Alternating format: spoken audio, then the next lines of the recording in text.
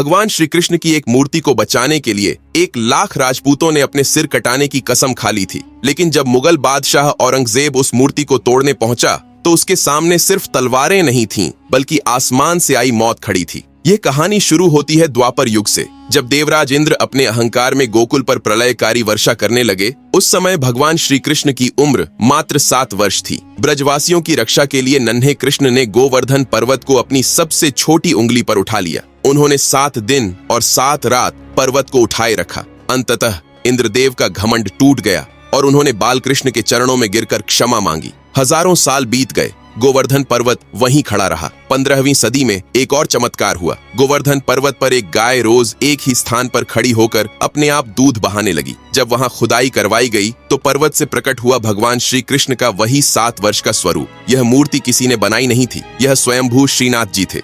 समय बीतता गया और आया साल 1669। मुगल बादशाह औरंगजेब ने इस पवित्र मूर्ति को तोड़ने का आदेश दे दिया। मंदिर के मुख्य पुजारी गोस्वामी दामोदर दास जी घबरा गए। वे रातों रात श्रीनाथ जी की मूर्ति को एक बैलगाड़ी में छिपाकर वृंदावन से निकल पड़े।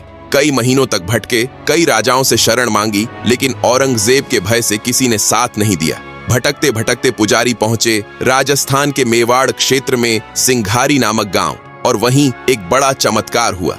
बैलगाड़ी का पहिया अचानक जमीन में बुरी तरह धंस गया। लाख कोशिशों के बाद भी गाड़ी आगे नहीं बढ़ी। तब पुजारी समझ गए भगवान ने अपना स्थान स्वयं चुन लिया है। यह समाचार पहुंचा मेवाड़ के शासक महाराणा राज सिंह तक। उन्होंने औरंगजेब को सीधा संदेश भेजा, श्रीनाथ जी अब मेरे मेहमान हैं, उन्हें छूने की सोचना भी मत। संदेश पढ़ते ही औरंगजेब क्रोधित हो गया। उसने अपनी विशाल मुगल सेना मेवाड़ भेज दी। महाराणा राज सिंह और 1,00,000 राजपूत दीवार बनकर खड़े हो गए। लेकिन तभी जंगल से लाखों जहरीले भंवरे निकल आए। उन्होंने मुगल सेना पर ऐसा हमला किया कि सैनिक अपनी जान बचाकर भागने लगे।